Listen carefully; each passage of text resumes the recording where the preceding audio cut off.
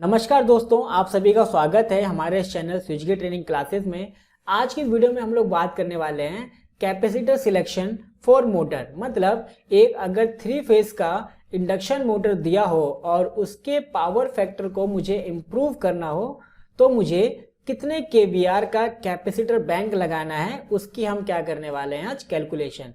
और केवीआर लगाने से बेनिफिट क्या होता है? केवीआर लगाने से बेनिफिट ये होता है कि आप पे जो इलेक्ट्रिकल बोर्ड की जो पेनल्टी होती है ना, वो नहीं लगती है और आपकी जो मोटर है उसका करंट ड्रोन कम हो जाता है और आपकी जो केबल का जो साइज है यानी कि जो कंडक्टर है उसकी रेटिंग भी कहीं ना कहीं कम हो जाती है। ये सब चीजें क्या होती है, इम्प्रूव हो जाती है। ठीक है, तो इसलिए हमें पावर फैक्टर को इम्प्रूव करना होता है। एग्जाम्पल के तौर पे मान लीजिए पावर फैक्टर 0.7 चल रहा है तो मुझे इम्प्रूव करके 1 जाना पड़ता है, यहाँ पे 0.99 तक जाना पड़ता है, तभी मेरा पावर फैक्टर को इम्प्रूव माना जाता है। ठीक है, तो ये सब करने के लिए आपको क्या करना होता है, इस केवीआर की रेटिंग निकालनी पड़ती है। ठीक है, जैसे मान लीजिए 5 केवीआर होता है, अगर ज़्यादा बड़ा लोड है, ज़्यादा किलोवाट का लोड है तो 100 केवीआर भी आता है।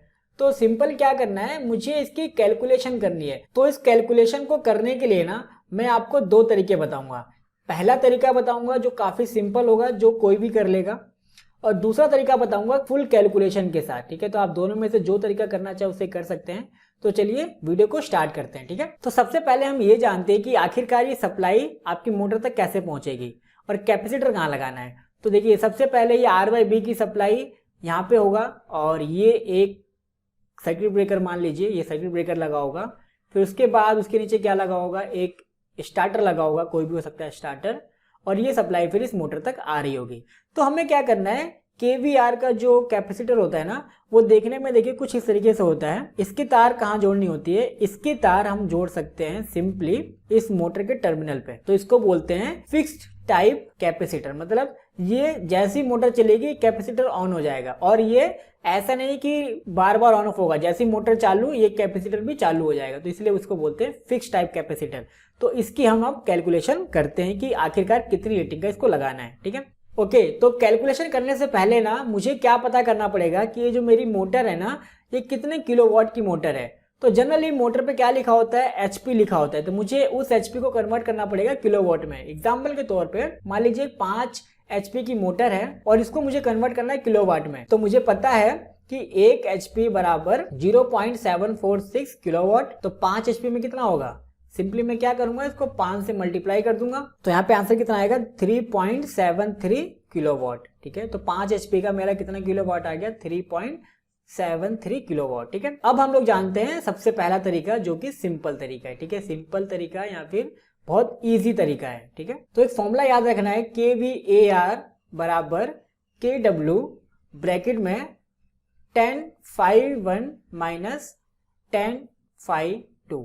ठीक है, अब देखिए 10/1 और 10/2 क्या है, इसे बोलते हैं हम मल्टीप्लाइंग फैक्टर। आसान भाषा में, ये सिंपल तरीका ना, इसलिए इसको हम क्या बोल रहे हैं, मल्टीप्लाइंग फैक्टर। और इसकी वैल्यू ना कंपनी बनी बनाई देती है। मतलब आपको एक चार्ट मिल जाएगा और आप इसकी मदद से इस ब्रैकेट की जो वैल्यू है उसको 1 सेकंड में निकाल सकते हैं। तो यहाँ पे आपको क्या देखना है कि इनिशियल पावर फैक्टर, इनिशियल का मतलब अभी का पावर फैक्टर क्या चल रहा है। ठीक है, तो अभी मान लीजिए पावर फैक्टर चल रहा है 0.7 और मेरा टारगेट कितना है, टारगेट का मतलब मुझे कहां तक ले जाना है। ठीक है, पावर फैक्टर कहां तक ले जाना है, तो मुझे ले जाना है 0.99। ठीक है, तो उसके बाद फिर आपको देखना पड़ेगा ये चार्ट। तो ये चार्ट मैं भी वीडियो के डिस्क्रिप्शन में डाल दूंगा, आप वहां से देख सकते हैं। तो यहाँ पे आप देखेंगे ना, इस जगह पे ये क्या है, इनिशियल। तो यहाँ से हमें इनिशियल की वैल्यू देखनी है और इधर क्या है, फाइनल, मतलब कहां तक मुझे ले जाना है। तो मेरा इनिशियल कितना है 0.7 यानी कि ये, और कहां तक ले जाना है 0.99 ये। तो सिंपल इस चार्ट में मैं क्या देखूंगा, मैं इस वैल्यू को ऐसे इधर आता रहूंगा, इधर आता रहूंगा यहां तक। ठीक है, और ये जहां पे भी मिलेंगे ना दोनों, तो इस वैल्यू को मैं ले लूंगा। तो कितनी वैल्यू है, 0.878। मतलब KVAR बराबर KW ब्रैकेट में कितना आएगा, 0.878। ठीक है, मतलब इस ब्रैकेट की वैल्यू मैंने डायरेक्ट इससे उठा ली है। इसको हम ना कैलकुलेशन से करेंगे, जो स्टेप 2 में करेंगे। अभी ये सिंपल तरीका है, तो यहाँ से मैंने इस वैल्यू को यहाँ से इस चार्ट की मदद से उठा लिया है। अब सिंपल में क्या करूंगा, KVAR बराबर KW की वैल्यू कितनी है 3.73 और ये ब्रैकेट में कितना है 0.878। मैं क्या कर दूंगा, दोनों को मल्टीप्लाई। तो मैं करता हूँ मल्टीप्लाई, तो ये जो मेरा आंसर आएगा वो आएगा 3.27, ठीक है। यानी कि मैं इतने केवीआर का क्या लगाऊंगा, कैपेसिटर बैंक लगाऊंगा। तो मान लीजिए 3 केवीआर का कैपेसिटर बैंक आएगा तो मैं 3 केवीआर का लगा सकता हूं। अगर 3.5 का आता होगा तो 3.5 का लगा दूंगा, और अगर 4 का भी आएगा ना तो मैं 4 का भी लगा सकता हूं, क्योंकि मैंने वैल्यू लिया है 0.99। अगर मुझे 1 तक भी ले जाना होता है ना तो कोई ना कोई वैल्यू तो बढ़ेगी। तो उस केस में क्या होगा, 1.020, तो वहां पे कितना हो जाएगा 3.73 मल्टीप्लाई 1.020। तो अगर मैं इसको मल्टीप्लाई करता हूं ना तो इस केस में आ रहा है 3.8, मतलब मैं 4 केवीआर का भी कैपेसिटर बैंक लगा सकता हूं। 3 से लेके 4 के बीच में जो भी अवेलेबल होगा मैं इस केस में लगा सकता हूं, ठीक है। ये था सिंपल तरीका, ठीक है, आप इसकी मदद से निकाल सकते हैं। अब देखिए इसको ना सेम तरीके को कैलकुलेशन से करते हैं। कैलकुलेशन से इसलिए करना है क्योंकि बहुत बार आपसे लोग पूछ सकते हैं कि ये वैल्यू कैसे आई, मतलब ये जो वैल्यू मैंने यहाँ पे लिखी है ना 0.878, ये आई कैसे। आप बोलोगे इस चार्ट की मदद से, फिर वो बोलेगा ये चार्ट किसने बनाया, कैसे बनाया, तो वो कैलकुलेशन से ही चार्ट पहले ही बना दिया है, ठीक है। तो अब हम करेंगे स्टेप 2 कैलकुलेशन मेथड, मतलब पूरा जो एक लॉन्ग प्रोसेस का है उसको समझेंगे। तो मेरे पास अभी वैल्यू क्या गिवन थी, मैंने अभी देखा कि किलोवाट था 3.73 और इनिशियल पावर फैक्टर कितना है 0.7 था, और टारगेट पावर फैक्टर कितना था मेरा 0.99। उसके हिसाब से कितना आ रहा था 3.27 केवीआर का कैपेसिटर मुझे लगाना था सिंपल तरीके से, ठीक है। तो इसको चलिए वेरीफाई करते हैं कैलकुलेशन वाले मेथड से। तो कैलकुलेशन वाले मेथड में फॉर्मूला वही रहेगा, KVAR बराबर KW tan∅1 माइनस tan∅2। इस बार मैं वो चार्ट यूज नहीं करूंगा, इस बार मैं करूंगा कैलकुलेशन। तो KW की वैल्यू मुझे पता है 3.73। तो यहाँ पे देखिए थोड़ा सा ट्रिग्नोमेट्री आ चुकी है, तो इसको सॉल्व करने के लिए मुझे थोड़ा सा दिमाग लगाना पड़ेगा, और मुझे यहाँ पे ∅1 और ∅2 की वैल्यू निकालनी पड़ेगी। अब देखिए ∅1 की वैल्यू निकालते कैसे हैं, वो निकालेंगे हम। जैसे मान लीजिए cos ∅1 इनिशियल पावर फैक्टर को ऐसे लिखते हैं और वैल्यू कितनी है 0.7, तो ∅1 बराबर क्या हो जाएगा cos इनवर्स ब्रैकेट में 0.7। तो मुझे cos इनवर्स की वैल्यू निकालनी है, तो मैं क्या करूंगा कैलकुलेटर की मदद से इसकी वैल्यू को निकालता हूं, ठीक है।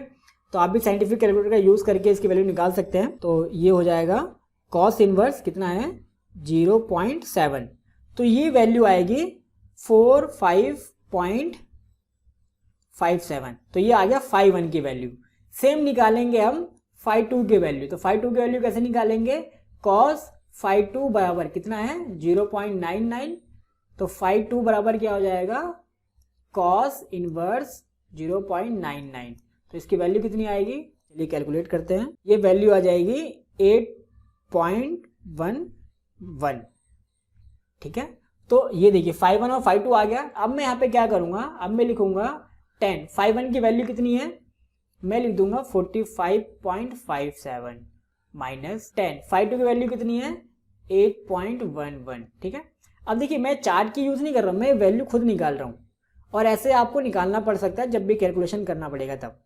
आप क्या करेंगे, उसी कैलकुलेटर की मदद से 1045.57 की वैल्यू निकालेंगे, ठीक है। सेम जो कैलकुलेटर आप साइंटिफिक यूज कर रहे हैं उसी की मदद से। तो ये जो वैल्यू आएगी ना वो आएगी 1.02 माइनस इसकी भी निकाल लेंगे इसी तरीके से, और ये जो वैल्यू आएगी ये आएगी 0.14, ठीक है। अब हम इसको क्या करेंगे, पहले ब्रैकेट को सॉल्व करेंगे, तो मैं इसकी वैल्यू को माइनस करूंगा, ठीक है। तो क्या करेंगे, सिंपली हम 1.02 माइनस 0.14 करेंगे, तो यहाँ पे जो वैल्यू आएगी वो आएगी 0.88, और जब इसको मैं मल्टीप्लाई करूंगा इसके साथ 3.73 के साथ, तो मेरा आंसर कितना आएगा 3.28, यानी कि इतने केवीआर का कैपेसिटर मुझे इस केस में भी लगाना पड़ेगा।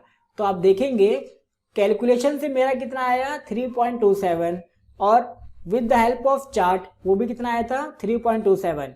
तो चाहे उस मल्टीप्लाइंग फैक्टर से कीजिए चाहे इस कैलकुलेशन से कीजिए सेम आएगा। तो मेरे हिसाब से आपको मल्टीप्लाइंग फैक्टर पे जाना चाहिए ताकि आपका कैलकुलेशन फास्ट हो जाएगा, ठीक है। बाकी हम कैलकुलेशन की मदद से भी कर सकते हैं। अब यहाँ पे आप एक क्वेश्चन मुझसे पूछ सकते हैं कि सर आपने यहाँ पे डायरेक्ट 0.7 क्यों नहीं रखा है। इसलिए नहीं रखा क्योंकि पावर फैक्टर को हम लोग डिनोट करते हैं cos 5 से, 10 से डिनोट नहीं करते। इसलिए मुझे सबसे पहले यहाँ से phi 1 की वैल्यू निकालनी पड़ी, क्योंकि मेरा पावर फैक्टर cos phi से ही डिनोट होता है, tan से डिनोट नहीं होता। अगर मैं डायरेक्ट रख देता तो ये गलत हो जाता। ठीक है, तो आई होप ये कैलकुलेशन आपको समझ आई होगी।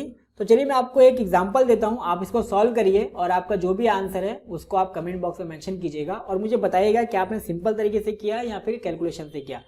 क्वेश्चन ये है कि एक 3 फेज की मोटर है, ठीक है, और 15 HP की है। अभी का जो पावर फैक्टर है, मतलब इनिशियल जो पावर फैक्टर चल रहा है वो है 0.6 और जो मेरा टारगेट पावर फैक्टर है वो है 1।